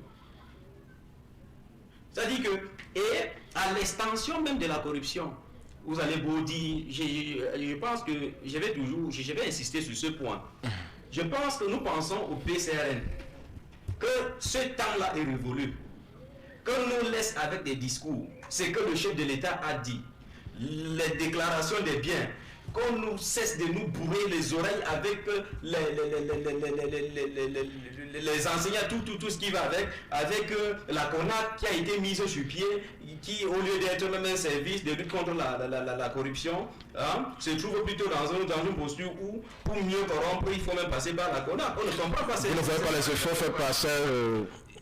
Textuellement, nous saluons l'effort fait par le gouvernement. D'accord. Textuellement, j'ai dit, le Cameroun est un État champion en rédaction des tests gardés dans des coffres, des tests qu'on n'a jamais appliqués. C'est ça la réalité. C'est-à-dire qu'il y a un service, une institution comme la CONAC. Si vous lisez les tests régissant la CONAC, vous allez croire que vous êtes dans un paradis. Mais notre problème au PCRN, ce qui nous intéresse, c'est la vie des populations de façon matérielle. Comment la population au Cameroun vit? Voilà notre problème. Je n'ai même pas envie d'invoquer des tests ici. Parce que lorsque nous invoquons des tests, nous sommes tentés de croire que nous sommes plutôt dans un paradis. Et pourtant, il y a une condescendance qui ne dit pas son nom. Un écart total des tests et son applicabilité. Donc tout ce que nous demandons, c'est que certes, il y a des tests. Nous pensons que s'ils sont appliqués aujourd'hui, Ce qui ne se fera pas avec le régime en place, bien sûr, parce que nous leur avons déjà laissé assez du temps. En 40 ans, ils n'ont pas pu le faire. Ce n'est pas en 2 jours ou bien en 1 an et demi, puisqu'ils sont appelés à disparaître, qu'ils pourront le faire. D'accord. Merci. Monsieur Mokoui Sofa, vous laissez très rapidement. Vous vouliez de prendre la parole là tout à l'heure. Malgré tout cela, CONAC, ANIF, ainsi de suite, pourquoi la corruption perdue? Je voudrais vous dire que la corruption n'est pas seulement une affaire du Cameroun. Oui, nous parlons du Cameroun. La corruption, elle est vieille. Elle est même plus vieille que le monde. Vous comprenez? Donc c'est pour dire que c'est une lutte permanente. Même dans les pays les plus civilisés, la lutte contre la corruption est une affaire quotidienne. Vous comprenez? Alors quand j'ai dit cela, je voudrais juste évacuer quelques éléments que j'ai entendus ça et là, pour rappeler que le RDPC, avec son chef, lutte de façon efficace contre la corruption. Vous n'avez qu'à lire le rapport de la CONAC. Je ne me limite seulement à la CONAC pour vous rendre compte que à travers les activités de la CONAC, le Cameroun a pu engranger, ramener dans ses caisses. Est-ce qu'il est perceptible? Je vous en prie, le Cameroun a pu ramener dans ses caisses un certain nombre de milliards. Je ne parle pas en termes de millions, je parle en termes de milliards. Ça, c'est pour ceux qui sont honnêtes et pour reconnaître qu'il y a du travail qui est fait. Moi-même qui suis là, je suis un peu le produit de la fonction publique du Cameroun. Je ne pourrais pas laisser quelqu'un dire qu'un fonctionnaire au Cameroun ne peut pas vivre de ses avoirs. C'est malhonnête de le dire. Parce que moi-même, je suis un autre produit de cette fonction publique. Je ne pense pas que je sois également misérable. Il faut le reconnaître. Donc, quand j'ai évacué cela, je voudrais également dire que l'impunité au Cameroun, c'est ça qui favorise la corruption. Je ne pense pas. Moi, je crois que le problème, il est ailleurs. Ce n'est pas l'impunité. Les textes sont suffisamment clairs. Et vous savez quand même, le procureur de la République, à un moment donné, peut déclencher la procédure. C'est clair. Mais maintenant, moi, mon problème, c'est quoi? C'est qu'il y a des gens qui estiment que la corruption, c'est une affaire des autres. Il n'y a pas de dénonciation. Vous avez ces populations, ces petites populations que nous voyons dans nos villes, à qui on reçoit 50 francs pour un ticket de marché. C'est-à-dire, on ne lui donne pas un ticket, il donne juste un certain nombre d'éléments, et puis on s'en va, on ne revient plus. Ça, c'est la corruption. Il faut leur dire que quand vous êtes corrompu, le corrupteur ou celui qu'on corrompt, les deux sont fautifs, il faut le reconnaître. Mais quand vous ne pouvez pas dénoncer, vous trouvez en ça une règle, et que pour vous c'est normal, ben tiens, n'allez donc pas accuser les autres. Ce n'est donc pas l'impunité qui fait problème dans notre pays, c'est que les populations ont de la peine à dénoncer. Quand vous êtes victime d'une... Quelqu'un vous donne, vous arrivez quelque part, vous avez besoin d'un service. Un service qui doit en principe être gratuit. Et très souvent, vous allez vous rendre compte que sur les murs, c'est bien affiché, le service est gratuit. Et que quelqu'un vous demande 1000 francs ou 2000 francs pour quelque chose que vous ne connaissez pas. Pas contre un seul reçu. Parce que vous pouvez payer si jamais on vous donne un reçu pour être capable de justifier. Mais très souvent, dans ces conditions-là, on ne vous donne pas de reçu. Et puis, vous ne dénoncez pas. Vous pensez que la procédure va être déclenchée comment? Il faut donc aider ceux qui sont en charge de la lutte contre la corruption à le faire, en dénonçant. Donc moi, je pense que le véritable problème à ce niveau, ce n'est non pas l'impunité, mais c'est surtout le fait qu'on ne dénonce pas. Vous pensez que les dénonciations ne sont pas faites au quotidien? Mais je dis qu'il y a des gens qui cachent. Et puis, je vais vous prendre. Quand vous avez les transporteurs qui sont sur les voies, je ne vais pas les citer ici. Mais ils ont érigé en règle le fait qu'il faut donner 500 francs ici, 1000 francs là-bas, et ainsi de suite. Et pour eux, c'est normal. Il n'y a aucun problème. Vous comprenez? Mais ce sont eux qui sont victimes de cette petite corruption. Vous ne dénoncez pas. Il faut tout de même être capable de réunir les preuves de ce que vous dites. Voilà. Qu'est-ce que le RDPC fait alors? Le RDPC a un certain nombre, sur le plan institutionnel, le RDPC a mis un certain nombre de structures en place. Je me fais le plaisir de ne plus les citer parce que mon frère de l'UDC l'a si bien fait tout à l'heure. C'est le RDPC qui l'a mis le parti. C'est le RDPC qui est proche du pouvoir. Ah, d'accord. Et je crois que tout à l'heure, quand on parlait de régime de 40 ans et autres, c'est le RDPC. D'accord. Ce n'était pas le PCRN. D'accord. Donc quand c'est bien, il faut quand même dire que c'est quand même le RDPC qui s'est associé à cette armature. Oui. Donc sur le plan institutionnel, le RDPC a fait un certain nombre de choses. Et les résultats sont visibles. Je l'appelle, et j'aime prendre cela comme un fait marquant. C'est le président national du RDPC, même s'il est président de la République du Cameroun, mais qui a mis, comme il le disait tout à l'heure, presque un gouvernement de la République en prison. C'est pour dire quoi? C'est pour dire que la lutte contre la corruption est véritablement ancrée dans son esprit et qu'il est même prêt à sacrifier ses propres frères ou ses propres amis du parti pour l'intérêt du Cameroun. Quoi de plus important que de prendre le Cameroun au devant de la scène? D'accord. Alors, Monsieur Jundam, très rapidement, vous nous dites comment comprendre que cela est fait, il y a les dénonciations, mais on n'arrive pas toujours à combattre ce phénomène de corruption dans notre pays. Je vous en prie, je sais que vous ne me refusez rien. C'est justement que, regardez très bien, vous avez le secrétariat d'État à la défense qui s'occupe de la gendarmerie. Vous avez les faits d'armes. Vous avez la direction, la DGSN, qui fait également des choses. Je ne peux pas évaluer combien d'éléments de la gendarmerie ou de la police ont été mis à côté pour faire avérés de corruption. Parce que nous sommes dans un monde suffisamment planétaire où les images sont captées. Vous ne pouvez pas dire, dès qu'il se passe quelque chose, vous n'allez pas dire à quelqu'un de ne pas filmer. Il filme, et quand une vidéo est devenue virale sur la toile, il y a des investigations qui sont faites. Alors, je crois qu'on ne peut pas dire que le gouvernement de la République et avec le RDPC ne font rien du tout. Alors, les dénonciations sont faites, mais jusqu'à là, pas de combat direct. Et effectivement, parce qu'il n'y a pas de volonté politique. Tout à l'heure, le rapport de la CONAC a été salué par tout le monde. Et je parle sous le contrôle d'un juriste. Les juristes nous disent qu'il suffit que le procureur de la République se saisisse de ce rapport de la CONAC et interpelle ce qu'on a cité dans ce rapport de la CONAC. Mais à notre grande surprise, ces personnes qui sont interpellées dans ce rapport de la CONAC circulent toujours, vont à leurs occupations. Et c'est ça qui fait problème au Cameroun. Pourquoi? Parce que déjà, il y a interférence de l'exécutif dans le judiciaire. Voyez-vous, tout ce qu'on a interpellé, c'est l'exécutif qui a dit au judiciaire arrêtez ces gens. Aucunement, vous n'avez jamais vu le judiciaire, le procureur de la République saisir, d'aller dire que voilà un journal qui dit que tel a détourné, tel a été corrompu, voilà le rapport de la CONAC qui indexe un certain nombre de personnes. Vous n'avez jamais vu un procureur de la République se saisir des documents pour interpeller cela. Et voilà ce qui fait problème. Pourquoi depuis 40 ans ça perdure? Parce qu'il n'y a pas cette volonté politique. Et nous continuons à dire que c'est parce que la corruption, on tient les uns et les autres par la corruption. Lorsqu'on sait que tu as déjà détourné, tu as été corrompu, alors regardez ceux qui font la campagne du parti proche du pouvoir. C'est comme ça qu'ils aiment à se faire appeler. Ceux qui font la campagne du parti proche au pouvoir, c'est tous ceux-là qui ont quelque chose à se reprocher. Et surtout que le parti au pouvoir, comme Choussy le disait, c'est une méthode, c'est une sorte d'épée de Damoclès qui est planée sur la tête de ces fonctionnaires pour qu'à chaque fois, lorsque tu veux lever la tête, et attention, tu as un dossier là. J'attendais cette dernière phrase du shérif.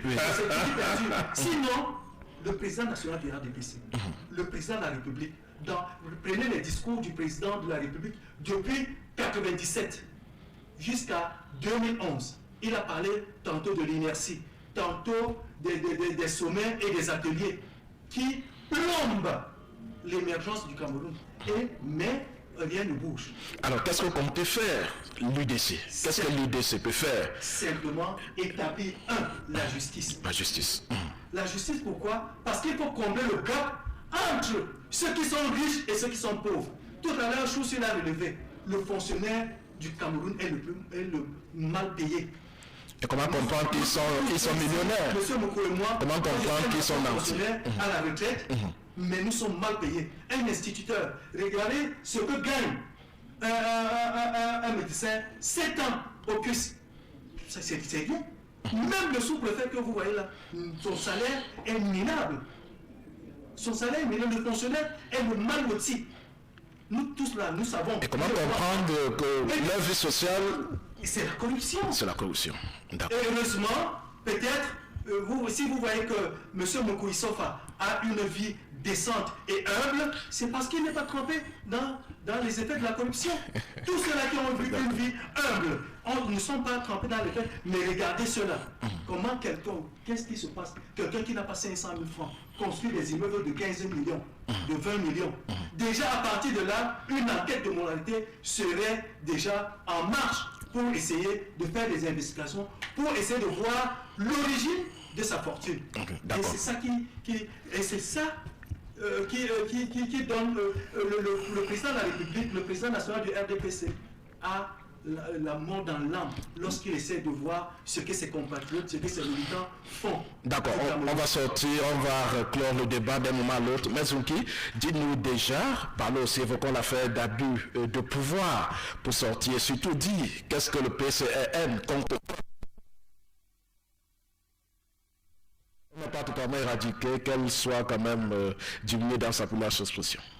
Oui, il est d'une... de toute façon, il serait d'une bassesse, je dirais même inouïe, de penser qu'aujourd'hui au Cameroun, il n'y a pas de corruption. En se cachant sur le fait que la corruption soit une notion ancienne et qu'on la vit un peu partout. Ça, c'est insulter l'intelligence des Camerounais. Parce qu'un fait est constant. Et on se cache également sur la dénonciation. Comment est-ce que... C'est la raison pour laquelle l'État qui est appelé de réguler les rapports entre des individus, ou bien même du moins entre ses usagers et ses fonctionnaires. C'est cet État-là qui doit se rassurer, n'est-ce pas, de la mise à mal de la corruption. Comment vous pouvez demander à un individu qui est satisfait dans la corruption, un citoyen satisfait de la corruption, parce qu'on a pris l'exemple d'un conducteur qui est obligé, qui trouve normal de donner 500 francs par-ci et par-là. Lorsqu'il donne, déjà, il y a l'illégalité qu'on laisse perdurer. Lorsqu'on fonctionne déjà dans la clandestinité, parce que, permettez-moi de vous dire que ces personnels-là, ces conducteurs-là, fonctionnent déjà dans la clandestinité, c'est-à-dire dans l'illégalité. Il n'y a aucun test dans notre pays qui prévoit qu'un conducteur avec des petites voitures soit en train de faire, eux-mêmes ils s'appellent des clandos, des clandomanes, parce qu'ils sont dans la clandestinité. Ce n'est pas régulé. Mais l'État qui est appelé à sanctionner cela regarde avec un œil plaisant. Bon, comment se fait-il que, étant même déjà dans une situation de clandestinité, on ne cède pas à la corruption? C'est très impossible. C'est-à-dire, le policier ou bien le gendarme qui est en route se plaît du fait qu'un chauffeur descende de sa voiture et venu lui tendre un 500, un 1000 francs. Le chauffeur, en le faisant, il se plaît. Comment des personnes qui se plaisent dans une action peuvent dénoncer l'action en question? Parce que l'État doit prendre ses responsabilités. Où est donc l'État? D'accord. Donc je profite de cette occasion pour dire que les populations du Cameroun sont abandonnées par l'État. Il s'agit de cela. C'est l'État qui est le personnel, c'est l'État qui doit jouer le rôle, l'intermédiaire entre ces usagers en guise de protection, puisque l'État aujourd'hui ne protège plus, et s'assurer à ce que ces personnels fonctionnent dans la légalité. Où est donc le service de contrôle? Et pour illustration, pour parfaite illustration, il y a de cela moins d'un mois que nous venons d'apprendre qu'il y a un fonctionnaire de la police, un fonctionnaire de la DGSN, qui vient d'acheter un terrain nu à hauteur d'1,8 milliard et ça plaît aux Camerounais. Tout le monde est tranquille.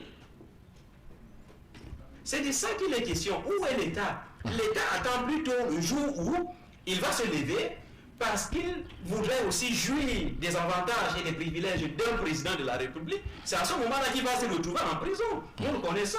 C'est la raison pour laquelle nous trouvons des membres du gouvernement en prison. Puisque ceux-mêmes qui sont aujourd'hui en poste, si nous essayons de jeter un coup d'œil, de regarder leur mode de fonctionnement, il ne faut pas réfléchir de midi à 14h pour savoir que c'est des corrompus.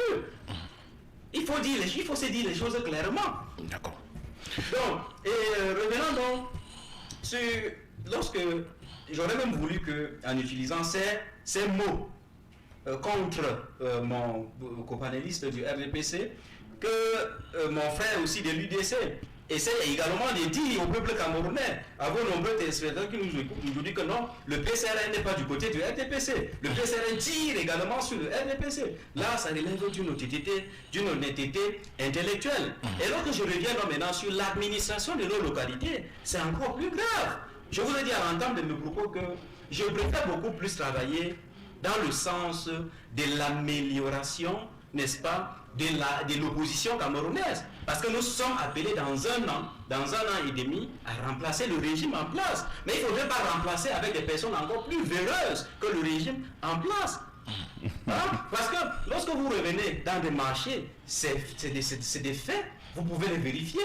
C'est-à-dire que voilà un personnel de la mairie en charge de la collecte des fonds, j'oublie même comment on appelle cela, qui arrive avec un lot de tickets, où il doit prendre 100 francs et donner le ticket. Il choisit, en tout cas, la maman Bayan Salam, qui ne s'en sort même déjà pas trop. Au lieu de payer 100 francs, il lui dit, maman, donnez 50, mais je ne vous donne pas de reçu. Elle se plaît dans ça. C'est la corruption. Elle se plaît dans ça. L'agent communal se plaît dans ça. Qui doit donc dénoncer?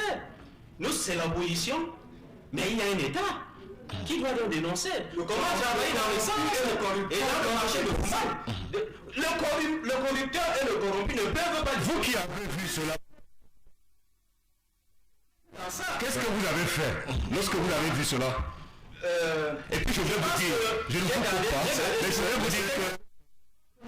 Nous allons parvenir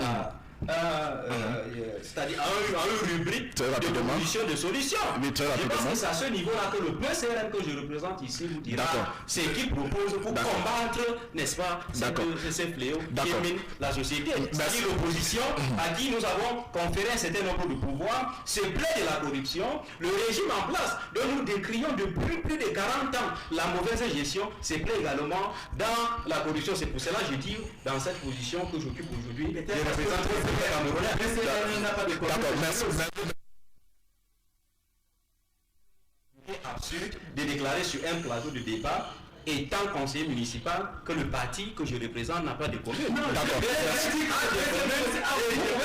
Vous pouvez y faire un tour, voir la différence qui est déjà dans l'amélioration des vies des populations dans les communes occupées par le PCRN. D'accord.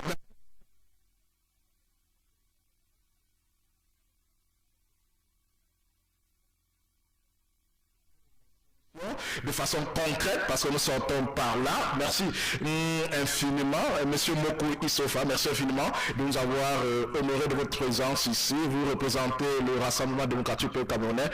Quelles seront les solutions pour combattre la corruption? Votre mot de fin, d'ailleurs, même avec la première thématique, qu'est-ce que vous pouvez dire? Je suis déjà à la fin. Oui, nous sommes à la fin. Allez. Oui, je m'en voudrais de ne pas dire à mon frère ici, qui est quelques secondes, qu'il doit savoir que même quand on vous a pris avec quelque chose en main, vous bénéficierez toujours d'un procès équitable. Et qu'une déclaration par une quelconque presse ne peut pas faire un procès. Et il sait également que le temps de la justice, ce n'est pas le temps de n'importe quel individu. Ça, c'est ce que je voulais lui répondre par rapport à tout ce qui a été versé là tout à l'heure. D'accord. Maintenant, ce que je voudrais dire, c'est quoi? C'est qu'on a parlé tour à tour d'un certain nombre de mots ici, comme le favoritisme, le trafic d'influence, l'abus de pouvoir. Les uns et les autres ont dit ce qu'ils pensent. Et je réitère le fait que si vous êtes témoin oculaire d'une situation de corruption, et si vous n'avez qu'une seule nationalité comme moi, vous avez le devoir de dénoncer. Et quand vous ne le faites pas, ne donnez pas l'impression que vous aimez ces populations-là. Quel est ce transporteur ou cette personne qui est victime de corruption mais qui se plaît à être victime de la corruption? Non. Non. Cette personne qui est victime de la corruption ne sait pas très souvent qu'est-ce qu'il y a lieu de faire. Et je suis très content de savoir que mon frère du PCRN est souvent là pour voir comment ça se passe et que le PCRN choisisse de ne pas dénoncer en les protégeant. Il a également signalé le fait que les communes du PCRN sont très bien gérés. À savoir si le PCRN a dénoncé ou pas. Si vous êtes un représentant du PCRN, vous l'avez dit, vous l'avez dit, nous sommes à la fin de... Vous avez vu et puis vous n'avez rien dit. Ils n'ont pas voulu se plaindre, ce n'est pas un problème. Je vous dis donc que vous avez le devoir, si vous avez encore la même nationalité que moi, de dénoncer. Alors quel est votre autre chose? Mot de front, très rapidement. Je veux dire que par rapport à la corruption et l'insalubrité, les deux thématiques évoquées, très rapidement. C'est clair, je réitère pour l'insalubrité ce que j'ai dit. Il manque de volonté aux exécutifs communaux. D'accord. Que ces exécutifs communaux fassent désormais de l'enlèvement et du traitement des ordures leur priorité. C'est aussi simple que ça. Je vous donne un exemple pour finir. Est-ce que si vous avez 10 000 francs, vous ne pouvez pas enlever les ordures au centre-ville de Foumban, par exemple? 10 000 francs. Parce que vous avez tout le matériel nécessaire. Vous avez une pelleteuse, vous avez tout un camion, j'allais me dire 2 ou 3 camions, mais jusque-là, les ordures ne sont pas là, ne sont pas bien traitées, on les voit encore, la ville est jonchée, et pire encore quand il pleut. Je crois qu'il faut désormais que ces gens qui sont là, qu'ils intègrent dans leur manière de faire le fait que les populations ne leur demandent que le minimum, en leur demandant d'enlever de façon quotidienne les ordures, et surtout tard dans la nuit, pour éviter encore de les plonger davantage. Qu'est-ce que le RDPC compte faire? Le RDPC est clair. Je voudrais vous donner des exemples dans les communes qui sont gérées par le RDPC. Nous sommes clairs là-dessus. Quand ça ne va pas, c'est le RDPC qui décide de la déchéance de l'exécutif communal. Je voudrais qu'on me donne des exemples. Mon frère tout à l'heure a parlé des communes du PCRN dans le Nord et Kélé. Moi j'ai eu la malchance ou la chance d'avoir été dans ces communes. Mais je dis, c'est pas ce que vous dites là. C'est pas ce que vous dites. La preuve, c'est que véritablement le PCRN n'a pas d'assise, n'a pas de véritable assise. Et qu'est-ce que le RDPC compte faire? Et le RDPC est clair là-dessus. D'accord. La décentralisation permet que les projets partent désormais de la base pour le sommet. D'accord. Et que les populations soient impliquées, parce que c'est ce que le RDPC fait. Que les populations soient impliquées à la base, parce que ce n'est qu'avec cette implication que les populations se reconnaîtront dans le plan et pourront être capables. Merci M. Mokou Issofar, merci d'avoir accepté de répondre à notre invitation. Vous étiez là pour le compte du parti du Rassemblement démocratique du peuple camerounais. Vous allez dire, pourquoi pas, bonjour à quelques personnes et surtout, je vais vous poser une question fétiche avant que vous sortiez. Alors, bonjour à quelques personnes.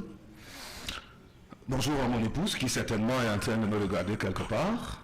Bonjour à mes enfants à la maison. Bonjour à toute la grande famille du Rassemblement démocratique du peuple camerounais, et surtout au président de la section RDPC du Nord Centre 1, qui m'a fait le plaisir de m'envoyer sur ce plateau. Alors, les élections présidentielles s'annoncent pour 2025. Est-ce que votre leader de votre parti, sera-t-il représenté? Un seul mot, oui ou non? Oui ou non? Non, mais écoutez, si vous connaissez les textes de Merci.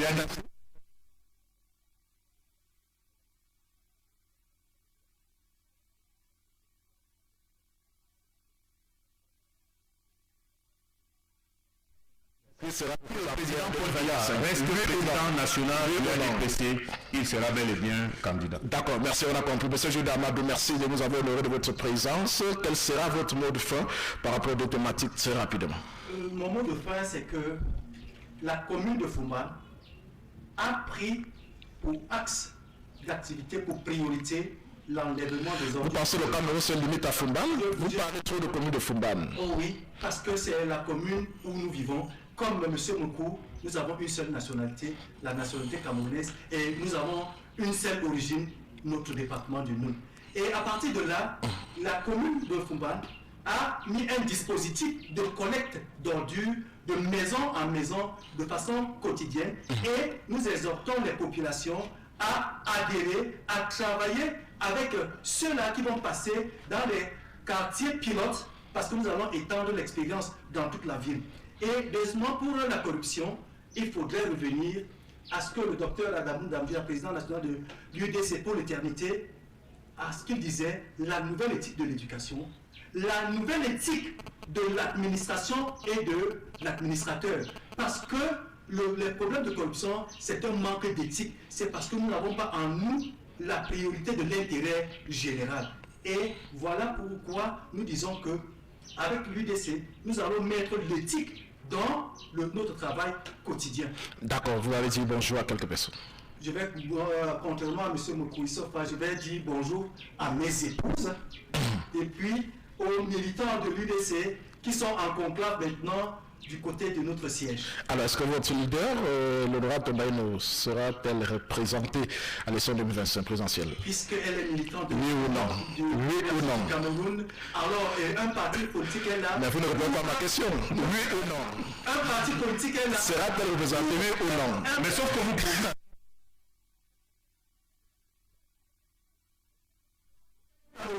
Ça m'a dit? Les droits du Cameroun lui disent que tu peux postuler au poste de président de la République. D'accord.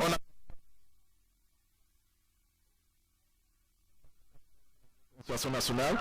Quel sera votre mot de fin? Merci de nous avoir honoré de votre présence. Merci. Avant même d'avoir le mot de fin, le mot de fin, vous allez aller rapidement. Parce qu'il y a des thèmes, il y a des déclarations qu'il ne faut pas laisser parce que notre but ici, c'est d'enseigner les populations. Allez-y très rapidement. Parce que notre frère nous a fait croire que les rumeurs ou bien le procès inachevé ne peut pas, et la lenteur judiciaire, essayer d'expliquer et de soutenir la lenteur judiciaire dans notre République. Et j'ai envie de lui dire et de dire à nos nombreux téléspectateurs que à partir du moment où même une rumeur circule faisant de vous peut-être un suspect, le procureur de la République ou bien le ministère public a le droit de se saisir du dossier. Et si se rend compte que à la saisine du dossier, les faits sont graves, il a également, c'est la loi qui lui donne cette possibilité de vous placer en garde à vue jusqu'à ce que le jugement soit ouvert. Donc, c'est ce que je tenais à rappeler. Et une fois de plus, que nos téléspectateurs doivent comprendre que les exécutifs communaux dans notre département, pour ne pas dire le Cameroun, sont exercés aujourd'hui avec par l'UDC et le RDPC. Dans le PCRN également. Pour revenir, j'ai dit les exécutifs communaux, les exécutifs communaux dans le département du Nord sont occupés. Et vous oubliez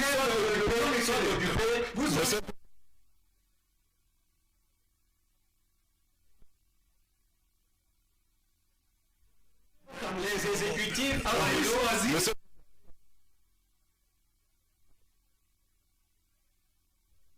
L'insalubrité dans le département du Nord, tout ce qui se passe, c'est que ça relève de la compétence des autorités de ceux qui occupent les exécutifs communaux, notamment l'UDC et le RDPC. D'accord, vous allez dire bonjour. Solutions.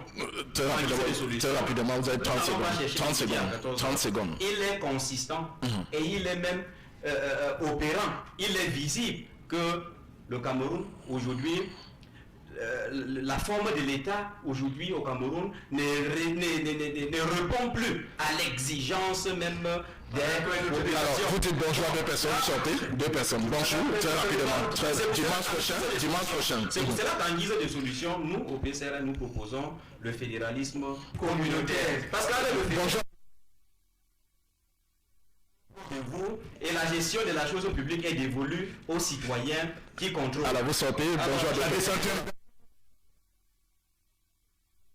Bonjour à ma famille nucléaire, c'est-à-dire mon épouse, mes parents, en même temps qui nous écoutent là présentement. Et je ne sortirai pas sans dire un bonjour à mon président national, l'honorable Cabral Libin, et effectivement mon coordonnateur départemental nommé Aboubakan Jikam, et à l'ensemble des militants et sympathisants du PCRN à qui nous demandons, et au peuple camerounais à qui nous demandons le suffrage. Je dis bonjour à deux personnes, vous allez au-delà, c'est aussi ça le PCRN. Alors, est-ce que 2025, l'honorable Cabral il sera président. D'accord, merci. Vous voyez.